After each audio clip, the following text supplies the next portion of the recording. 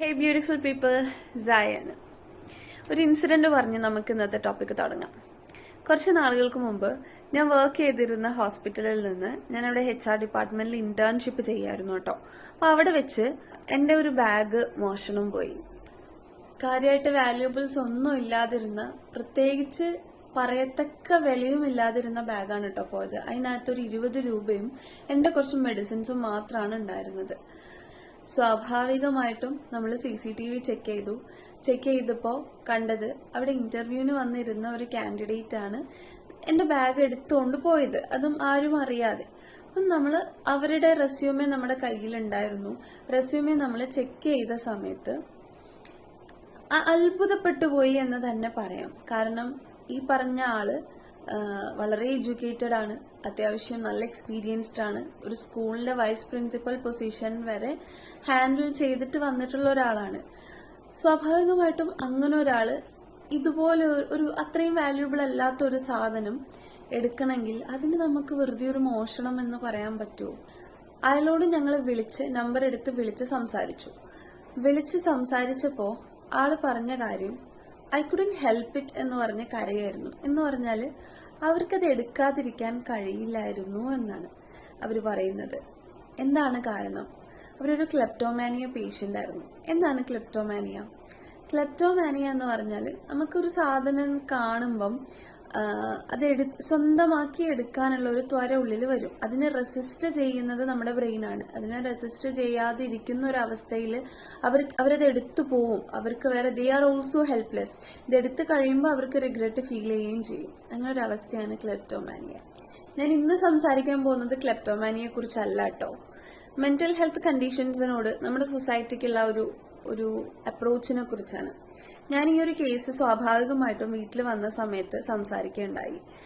അപ്പം ഞാൻ അവിടെ കണ്ടത് ആ എടുത്ത മനുഷ്യന്റെ നിസ്സഹായാവസ്ഥ, അപമാന ഭയം ഒക്കെയാണ്. പക്ഷെ നമ്മൾ ഇതിനെക്കുറിച്ച് വീട്ടിൽ വന്ന് സംസാരിച്ചു കഴിഞ്ഞപ്പോൾ അത് കേട്ട് കൂട്ടത്തിൽ ഒരാള് പറഞ്ഞ ഒരു ഡയലോഗ് ഉണ്ട്. നല്ല 2 പെട കൊടുത്താൽ മാറാവുന്ന അസുഖമുള്ളൂ, മാറാവുന്ന കാര്യമാണ്, ഇതിനൊക്കെയാണോ അസുഖം എന്ന് പറയുന്നതെന്ന് ചോദിച്ചു.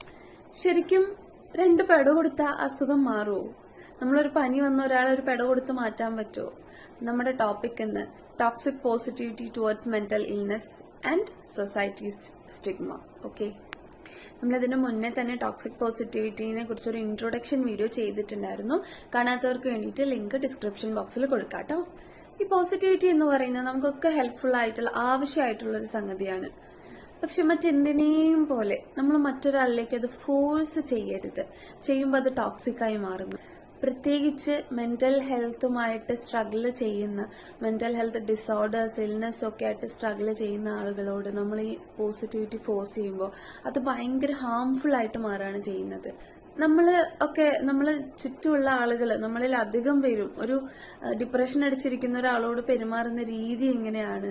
നീ ഹാപ്പി ആയിട്ടിരിക്കെ, പോസിറ്റീവ് ആയിട്ടിരിക്കെ, നീ ഇങ്ങനെ ചിന്തിച്ചു കൂട്ടുന്നോണ്ട് വരുന്ന പ്രശ്നങ്ങളാണ്, അല്ലെങ്കിൽ ഇതിനേക്കാളും വലിയ പ്രശ്നങ്ങൾ ഫേസ് ചെയ്യുന്ന ആൾക്കാർ ഭൂമിയിലുണ്ട്. ഇനി ഇതിന്റെ ഒക്കെ അപ്പുറത്ത് പറയുന്ന മറ്റൊരു ഡയലോഗ് ഉണ്ട്, തിന്നിട്ട് എല്ലിന്റെ ഇടയിൽ കുത്തിയിട്ടാണ്, അല്ലെങ്കിൽ അതാണ് ആ ഒരു കാഴ്ചപ്പാടാണ് വരുന്നത്. നമ്മൾ ഭയങ്കര അൺഗ്രേറ്റ്ഫുൾ ആണെന്നാണ് പറയുക. അങ്ങനെ പറയാൻ പാടുണ്ടോ? നമ്മൾ അസുഖമുള്ള ഒരാളോട് ശരിക്കും അവര് തന്നെ ഒരുപാട് കാര്യങ്ങൾ ട്രൈ ചെയ്ത് പരാജയപ്പെട്ടിരിക്കുന്ന ഒരു മനുഷ്യനോട് നമ്മൾ ഈ രീതിയിൽ റിയാക്ട് ചെയ്യാൻ പാടുണ്ടോ? ഇത്തരത്തിലുള്ള പ്രതികരണങ്ങളൊക്കെ ടോക്സിക് പോസിറ്റിവിറ്റി തന്നെയാണ്. അത് മറ്റൊരു മനുഷ്യന്റെ സ്ട്രഗിൾസിനെ, അവരുടെ ബുദ്ധിമുട്ടുകളെ, വേദനയൊക്കെ നമ്മൾ നിസ്സാരമാക്കി കാണുന്നതിന് തുല്യമാണ്. ഈ പറഞ്ഞതൊന്നും ഒരു പരിഹാരം ആവുന്നില്ലെന്ന് മാത്രമല്ല, വളരെ നെഗറ്റീവായിട്ട് അവരെ എഫക്ട് ചെയ്യുകയും ചെയ്യും. മാത്രമല്ല, അനുഭവിക്കുന്ന ആളുടെ ഉള്ളിൽ ഒരു കുറ്റബോധം ഉണ്ടാക്കിയെടുക്കും. ഇത് ഇങ്ങനത്തെ ഈ മെന്റൽ ഹെൽത്ത് സ്ട്രഗിൾസിൽ കൂടി കടന്നു പോകുന്ന ആളുകളെ ഭയങ്കര ഹെൽപ്ലെസ് ആയിരിക്കും. കാരണം അവര് അനുഭവിക്കുന്ന സ്ട്രഗിളിനേക്കാളും വലിയ ചാലഞ്ച് എന്തെന്ന് വെച്ചാൽ അവർക്ക് ചുറ്റുമുള്ളവരോട് ഇത് പറഞ്ഞ് ഫലിപ്പിക്കാൻ അവർക്ക് കഴിയില്ല, അവർക്ക് ചുറ്റുമുള്ളവർക്ക് ഇത് മനസ്സിലാവില്ല എന്നുള്ളതാണ്. ഭയങ്കര ഡിസപ്പോയിന്റഡ് ആയിട്ട് ഇരിക്കുന്ന ഒരാളോട് നമ്മൾ ഈ ഒരു ആറ്റിറ്റ്യൂഡിൽ ബിഹേവ് ചെയ്യുമ്പോൾ അതവരെ എന്തുമാത്രം വേദനിപ്പിക്കും, എന്തുമാത്രം ആഴത്തിലുള്ള ആഘാതമായിരിക്കും അവരുടെ ഉള്ളിൽ ഉണ്ടാക്കുക. മാത്രമല്ല, അവരുടെ ഉള്ളിൽ ഓൾറെഡി ഉള്ള ഒരു ഡിസപ്പോയിന്റ്മെന്റിനെ ഇത് ട്രിഗർ ചെയ്യുകയാണ് ചെയ്യുന്നത്.